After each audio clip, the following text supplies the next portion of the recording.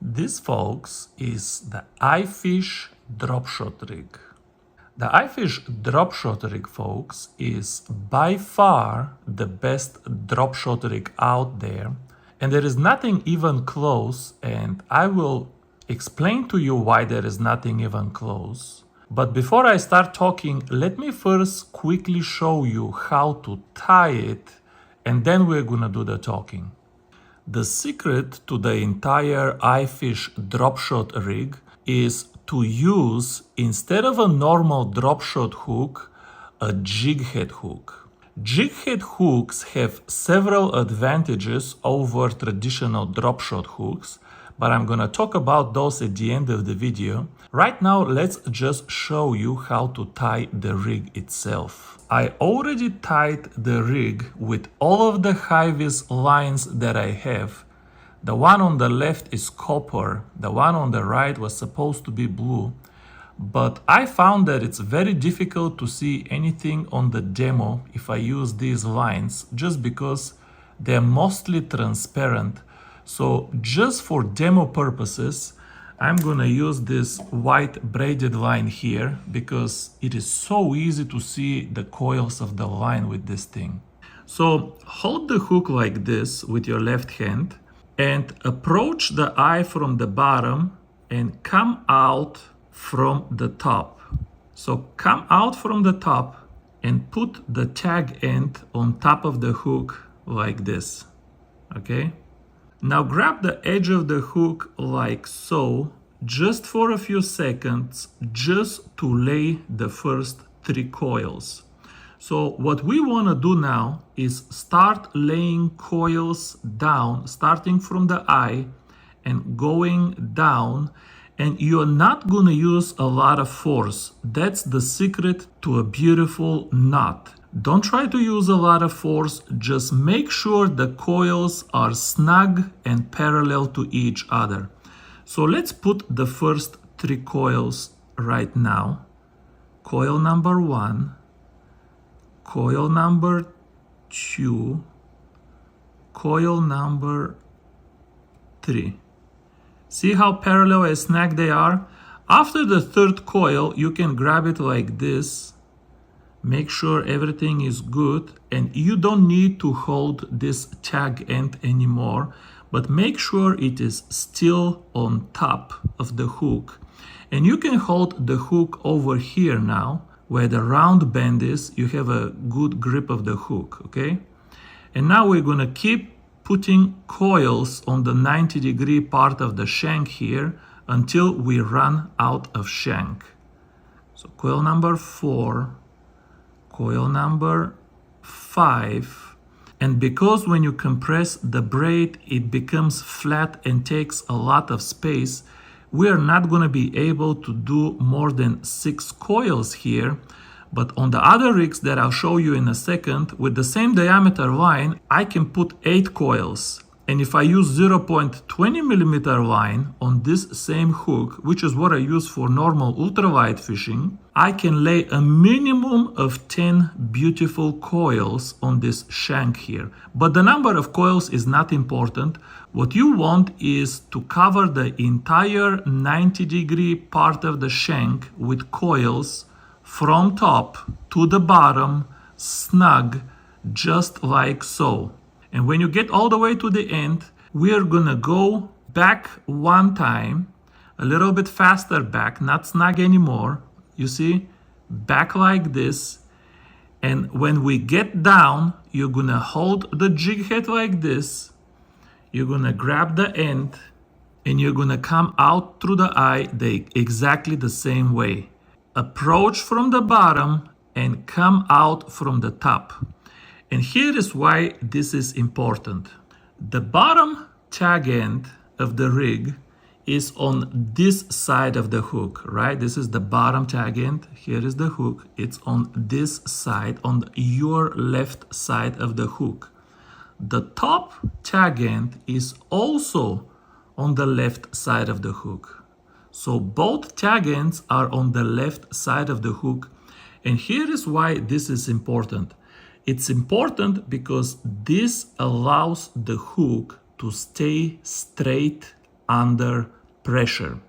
If the bottom tag of the line is on the left side of the hook, but the top tag of the line is on the right side of the hook, when you pull the line and the line straightens, your hook will be crooked like this.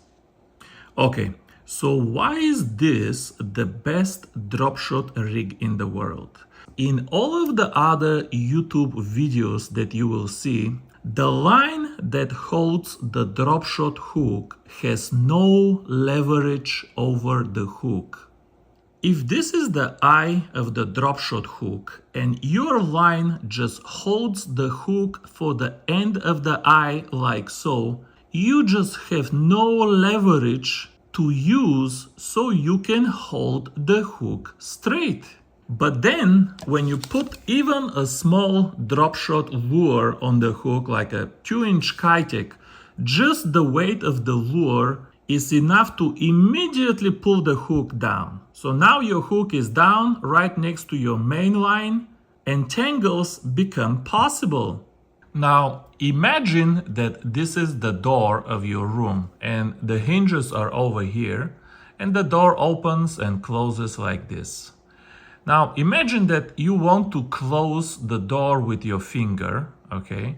And you put your finger right next to the hinge and you push on the door to close it like this. But if you do this, you will find that it's very difficult to close the door with your finger. It requires tremendous amount of force. But now if you put your finger a little bit away from the hinge, like over here, now it's not that hard to close the door just with your finger.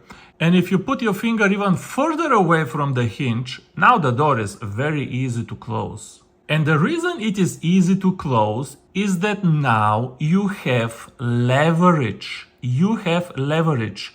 When you're pushing here right next to the hinge, you have zero leverage over the door.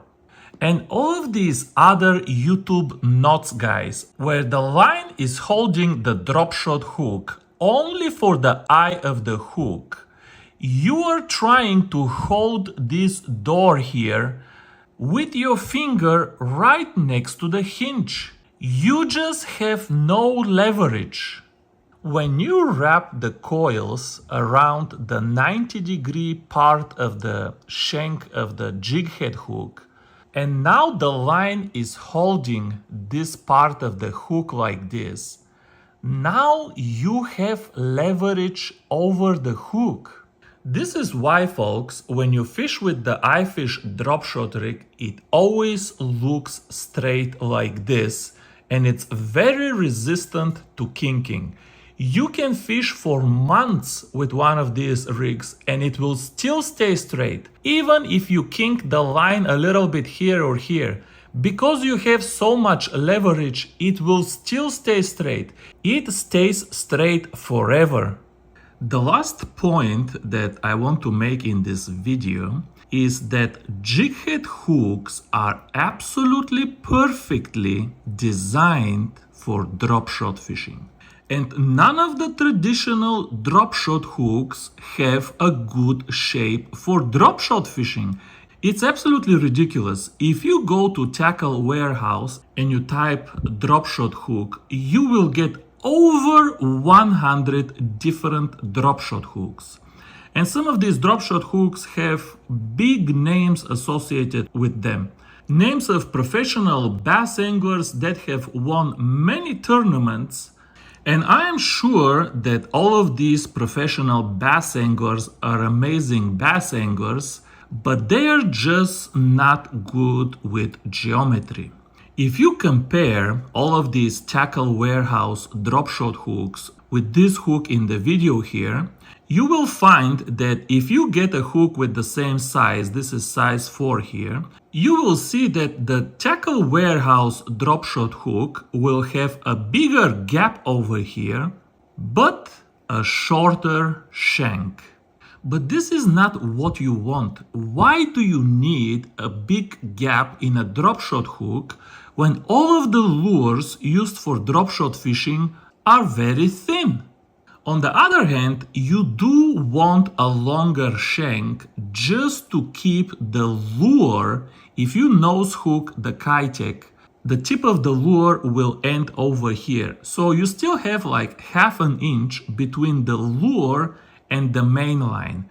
And if the main line is tight like this allows the fish to eat the entire lure, and the hook will get a better hold of the fish. If your hook shank is short and the tip of your lure is all the way by the main line, when the fish is trying to eat the lure, the main line gets in the way, especially if the main line is tight. Yes, of course, you will still get fish, but this is just an obstruction on the way of the mouth of the fish. And that is an unnecessary obstruction. If you had just a little bit longer shank and you positioned your lure over here, then you have plenty of space for the mouth of the fish to go over the entire lure and still close before the main line. Folks, if you appreciate my reviews, you will appreciate the ultralight products that I design. My jigs have the sharpest hook, the thinnest wire, and the most thoughtful head design in United States. And if you ever hold one of my floats in your hand, it will make everything else that you've seen in Walmart look like farm equipment in comparison. If you've never seen my products, I do want to ask you to go to my shop and just look around. Even if you don't buy anything, I promise you that you will see products that are very different than what you are used to seeing. Well, this is all I have, folks. If you thought the video was helpful, don't be lazy and leave a thumbs up. Bye bye.